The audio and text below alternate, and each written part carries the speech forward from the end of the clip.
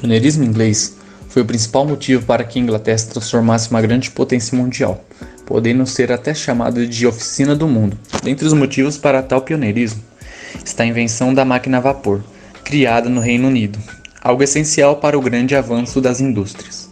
Um grande fator de influência foi também a chegada da burguesia inglesa e do poder político no século XVII. O segundo foi que os ingleses passaram séculos e séculos acumulando riquezas, como as de diversas atividades, como por exemplo, comércio internacional, tráfico de escravos, cercamento de terras e corso, uma prática de roubo a navio e de outros países, uma espécie de pirataria em nome do Estado.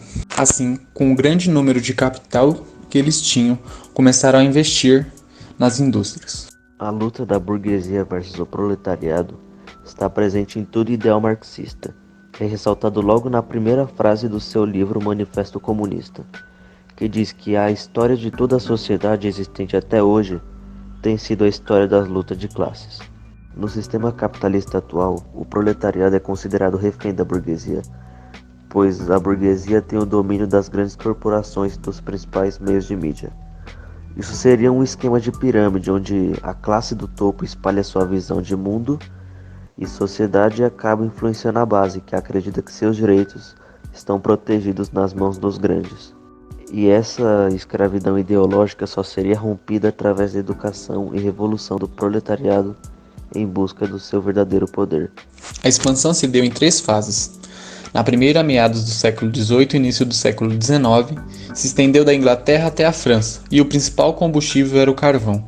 Na segunda fase, já no final do século XIX, as máquinas se espalharam para o resto da Europa, sendo o principal combustível o petróleo, e começava a ser usada em motores a combustão. O neocolonialismo e imperialismo, o domínio da potência capital sobre as regiões consideradas mais atrasadas do globo, só foi possível por ascensão econômica e militar, traga por essa fase da Revolução Industrial, e pela independência desses países. Na terceira e última fase, já no século XX, depois da Segunda Guerra Mundial, a Revolução se expande para outras regiões do mundo, trazendo tecnologia de massa ainda hoje presentes no nosso dia a dia. As consequências mais importantes da segunda revolução industrial foram o aumento da produção em massa em curto espaço de tempo, provocando também aumento do comércio, o crescimento das doenças, o desemprego e a maior disponibilidade de mão de obra mais barata, o surgimento das grandes e, por fim, os avanços no setor de saúde que ocasionou em melhorias na qualidade de vida da população. Boa noite, estamos começando o nosso podcast dos Crias. Estamos aqui com o Cauã e o Daniel. Boa noite. Vamos começar com algumas perguntas sobre o assunto Segunda Revolução Industrial. Daniel, como os portugueses acumularam tantas riquezas? Bom, por meio dos comércios internacionais e por conta dos cercados, que eram domínio de terra e também por conta do corso, que basicamente era o roubo de navios de outros países que eles pegavam para si próprio e assim roubando toda a mercadoria que estava dentro dos navios. Então, Daniel, por que a máquina a vapor foi tão importante nesse período? Bom, uma das principais utilizações foi para uso da fabricação de tecidos. Graças a essa máquina, a produção das mercadorias aumentou muito e o lucro dos donos também. Foi um grande avanço para eles, né? E também alterou muito com relação à vida das pessoas, porque isso evoluiu no meio de locomoção e no meio de pensar e de desenvolvimento deles próprios, né? Então agora vamos fazer algumas perguntas para o Cauã. Bom, Cauã, qual é a diferença entre a burguesia e o proletariado? Então, Daniel, a burguesia é a proprietária dos meios de produção que paga a outra classe para exercer o trabalho.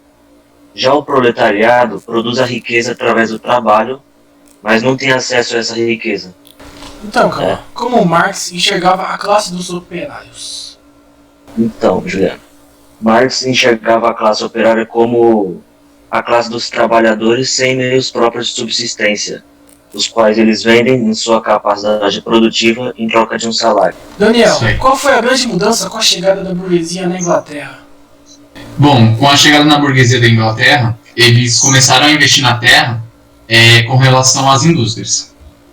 Como eles tinham muito bem capital, eles conseguiam investir mais nas empresas e assim dando mais emprego para as pessoas e fazendo com que a região crescesse. Também, com a Revolução Gloriosa, ocorrida em 1688, foi a primeira revolução burguesa da história, além de ser a responsável pela queda da dinastia de Stuart na Inglaterra. Então, Juliano, quais foram as maiores mudanças na segunda revolução Na minha industrial? opinião, é a substituição do ferro pelo aço, uma das maiores mudanças, que passou a ter um papel fundamental nas indústrias. O aço passou a ser utilizado nas ferrovias, na indústria naval e na fabricação de armamentos. Uma das outras mudanças foi a eletricidade, que antes limitava-se apenas ao desenvolvimento de pesquisas laboratoriais. Agora faz parte não só das indústrias, mas também do dia a dia de toda a população. A substituição da energia a vapor pela energia elétrica possibilitou o melhor desenvolvimento das indústrias. Então, esse foi o nosso podcast. Estamos encerrando por aqui o podcast dos Crias. Muito obrigado, Cauã. Muito obrigado, Daniel, pela sua participação. Valeu, de nada. Valeu. É isso, parceiro.